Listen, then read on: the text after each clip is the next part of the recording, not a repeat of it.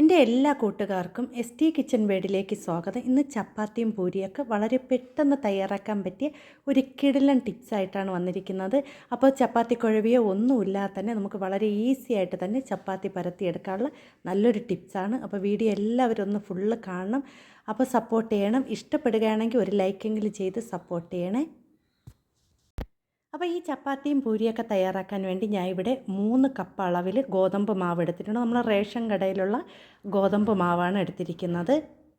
ഇനി ഞാൻ ഇതൊരു ബൗളിലേക്ക് ഇട്ട് കൊടുത്തിട്ടുണ്ട്. ഇനി നമുക്കിതിലേക്ക് ചെറു ചൂടുവെള്ളത്തിൽ ഉപ്പ് ചേർത്ത് ഒന്ന് കലക്കിയെടുത്തതാണ്. അതും കൂടി ഇതിലേക്ക് ഒഴിച്ച് നമ്മൾ കുഴച്ചെടുക്കാം.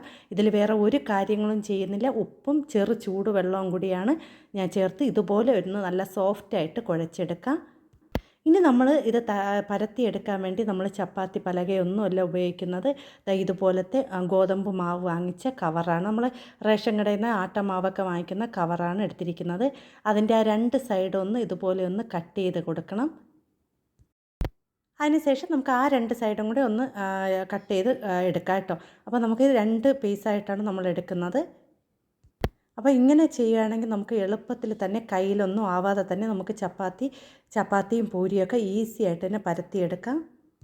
അതിനുശേഷം ഞാൻ ഇതുപോലെ ഒന്ന് 2 സൈഡൊന്ന് എണ്ണ തടവി കൊടുക്കുകയാണ്. അപ്പോൾ ചെറുതായിട്ടൊന്ന് ഒരു ബ്രഷ് ഉപയോഗിച്ചോ അല്ലെങ്കിൽ കൈകൊണ്ട് തന്നെ നമുക്കൊന്ന് എണ്ണ തടവി കൊടുക്കാം. ഇനി നമ്മളിതിലേക്ക് ഓരോ ഉരുള മാവ് വീതം വെച്ച് കൊടുക്കണം. അപ്പോൾ ആദ്യം ഞാൻ ഇവിടെ പൂരിക്കാണ് നമ്മൾ പരത്തിയെടുക്കുന്നത്. അപ്പോൾ ഇതുപോലെ ഒന്ന് വെച്ച് കൊടുത്തതിന് ശേഷം നമ്മൾ ഇതുപോലത്തെ ഒരു സ്റ്റീൽ പാത്രം, നമ്മൾ ചോറൊക്കെ കഴിക്കാൻ ഉപയോഗിക്കുന്ന ഇതുപോലത്തെ ഒരു സ്റ്റീൽ പാത്രം കൊണ്ട് ഒന്ന് അമർത്തി കൊടുക്കുക. നമ്മൾ പരത്തി ഒന്ന് ബുദ്ധിമുട്ടട്ടെ, ഇതുപോലെ ഒന്ന് അമർത്തി കൊടുത്താൽ മതി. അപ്പോൾ അതിനുശേഷം ചെറിയ റൗണ്ടാണെങ്കിൽ ഒന്നും കൂടെ ഒന്ന് പരത്തി കൊടുക്കണം. നല്ല റൗണ്ടിന് തന്നെ, നല്ല റൗണ്ട് ഷേപ്പിന് തന്നെ നമുക്ക് ചപ്പാത്തിയും പൂരിയൊക്കെ നമുക്ക് പരത്തിയെടുക്കാൻ പറ്റും.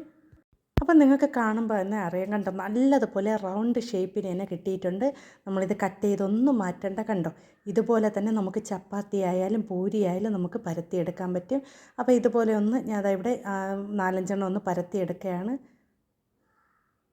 അപ്പോൾ നമുക്ക് കയ്യിലൊന്നും മാവ് പുരളാതെ തന്നെ വളരെ ഈസി ആയിട്ട് തന്നെ നമുക്ക് ചപ്പാത്തിയും അതുപോലെ തന്നെ പൂരിയൊക്കെ പരത്തിയെടുക്കാം കേട്ടോ. അപ്പോൾ നിങ്ങൾക്ക് ഈ വീഡിയോ കണ്ടിട്ട് ഉപകാരപ്പെടുകയാണെങ്കിൽ ഒരു ലൈക്കെങ്കിലും ചെയ്ത് സപ്പോർട്ട് ചെയ്യണേ. പുതിയ കൂട്ടുകാർ ആരെങ്കിലും എൻ്റെ വീഡിയോ കാണുന്നുണ്ടെങ്കിൽ ഒന്ന് സബ്സ്ക്രൈബും കൂടി ചെയ്ത് സപ്പോർട്ട് ചെയ്യണേ. അപ്പോൾ എണ്ണ ഇവിടെ ചൂടായിട്ടുണ്ട്. നല്ലതുപോലെ എണ്ണ ചൂടായ ശേഷം മാത്രമേ നമ്മൾ പൂരിക്കുള്ള മാവ് ഇട്ട് കൊടുക്കാൻ പാടുള്ളൂ. അപ്പോൾ ഞാൻ അതവിടെ ഇട്ട് കൊടുത്തിട്ടുണ്ട്. അത് പെട്ടെന്ന് തന്നെ അത് നല്ലതുപോലെ പൊങ്ങി വരും. ഇതിൽ ഒന്നും ചേർത്തിട്ടില്ല, വെറും ചെറു ചൂടുവെള്ളവും അതുപോലെ തന്നെ ഉപ്പും മാത്രമേ ചേർത്തിട്ടുള്ളൂ.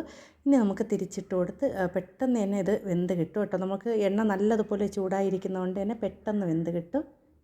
അപ്പോൾ ഇതുപോലെ തന്നെ ഞാൻ ഇവിടെ പൂരി എല്ലാം തയ്യാറാക്കി എടുക്കുന്നുണ്ട്. വളരെ ഈസി അല്ലേ, നിങ്ങൾക്ക് കാണുമ്പോൾ തന്നെ അറിയാം.